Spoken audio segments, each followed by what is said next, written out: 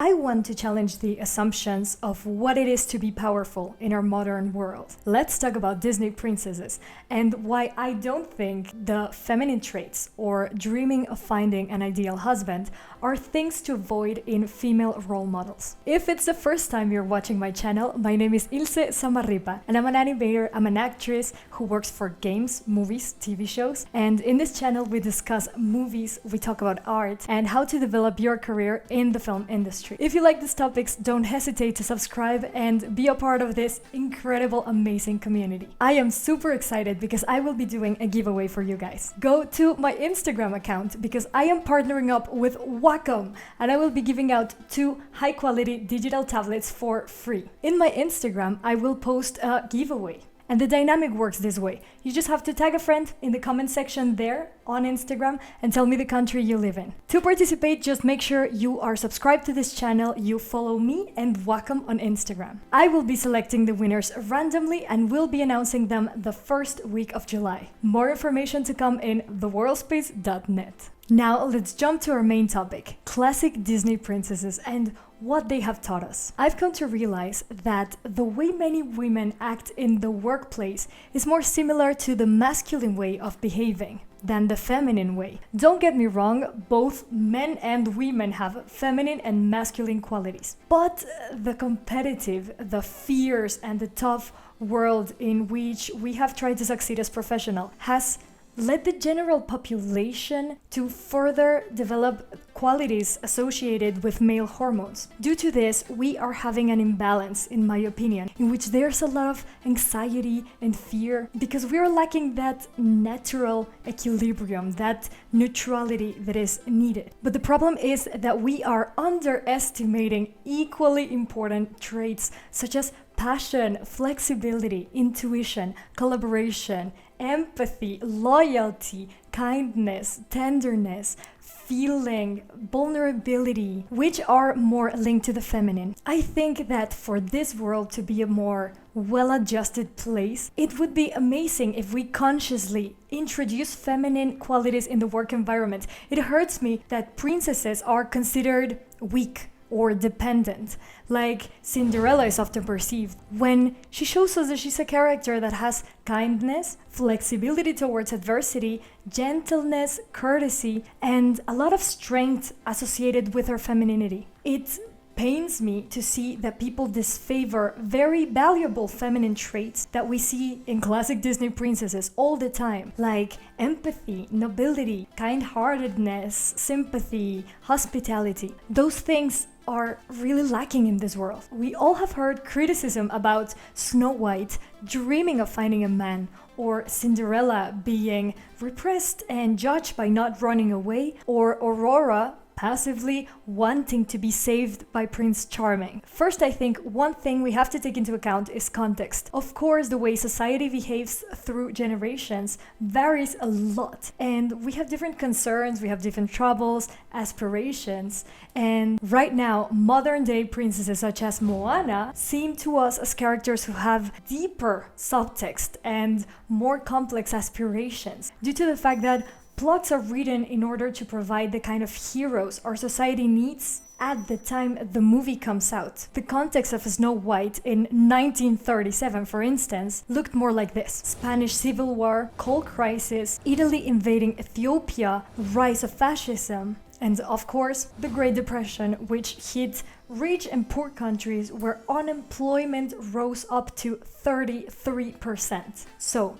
I ask you, who would the perfect hero at that time be? Wouldn't it be rather a cheerful character, full of youth, joy, kindness, who, in spite of living through a very tough situation, can manage to gracefully cherish the beautiful aspects of her life? Someone who's able to dream, to sing, to take care of others? Somebody who values nature and wishes to find happiness through love. It's incredible that Snow White is not a resentful and bitter individual, even taking into account the unfair treatment she has experienced. As the world was crumbling down for you, if you were a woman in that time, or even a little kid at that time, wouldn't you love trying to connect with a character that values others? A character that works hard and is happy and true, and somebody who dares to dream? Now let's talk about Sleeping Beauty. She is a princess who is born when the queen and king could not have children. They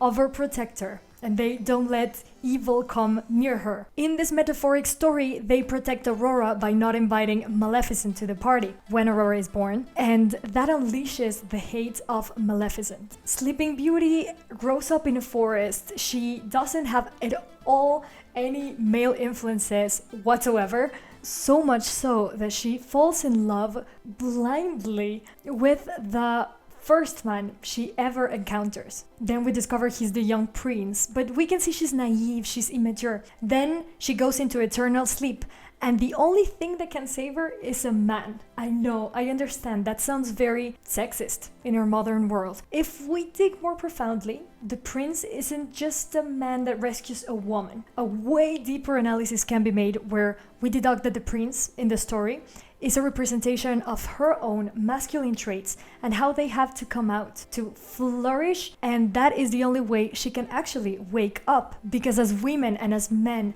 we need both in our lives, femininity and masculinity. Jordan B. Peterson, a clinical psychologist, is one of the promoters of this analysis of Sleeping Beauty. All that takes me to the fact that feminine and masculine are complementary to each other. And also we can adopt actions or activities that promote the production or inhibit the release of certain hormones. From a purely scientific standpoint, neurochemistry studies have found that yes, there are intrinsic variances among the sexes. For men, testosterone lowers stress, and high estrogen levels stresses them out. For women, oxytocin lowers our stress, and high testosterone levels affect us and stress us out. I grew up in a world where logic, construction, action, cognition, which are strongly associated with our masculine hormones, are very applauded, and our values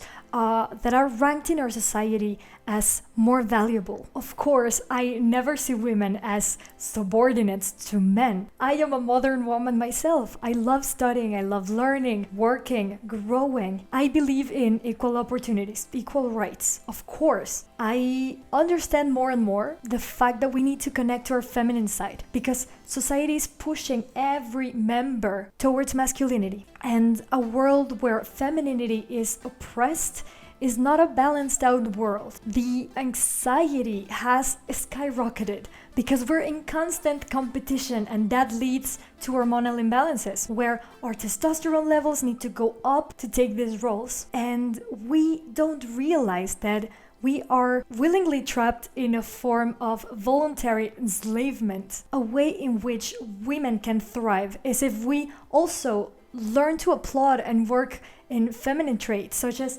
hospitality, compassion, empathy, collaboration, intuition, selflessness, and even men can learn those. Those are powerful too. I could talk for hours about that because it's such a fun and interesting topic. Now, let's talk about princesses who find their prince charming. For the longest time, I've witnessed women suppressing their goals to form a family. And I understand maybe forming a family is not for everybody. More so now with our modern career-driven lives, because who has time for those things anyways?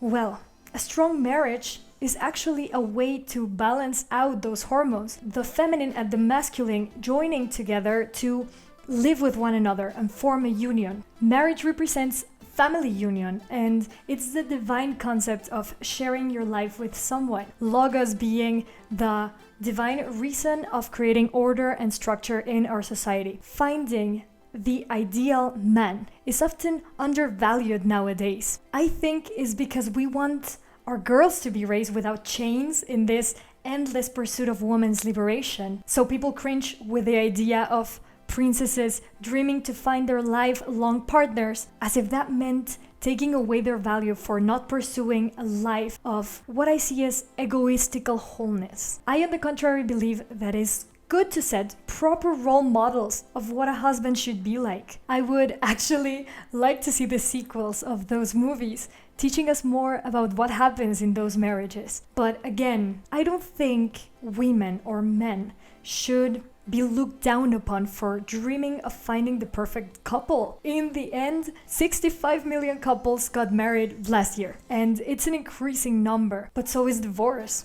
So visualizing the idea of a partner to me should be something in our minds if we see marriage as something we would like in the future. I truly believe that relationship education should be taught in school. It takes a lot of emotional intelligence to know when and how to apply bravery, self-sacrifice, and create long-lasting love. It's complicated. It is complicated. Let's learn from princesses to have a strong heart, be kind in the face of adversity, and dream big while embracing our qualities. If you like this video, please give it a thumbs up, hit that notification bell because that really helps me, and let me know in the comments down below what you think about femininity, masculinity, and marriage. Don't forget to go to my Instagram to participate on that giveaway. I send you a big hug and keep being resilient, you beautiful humans.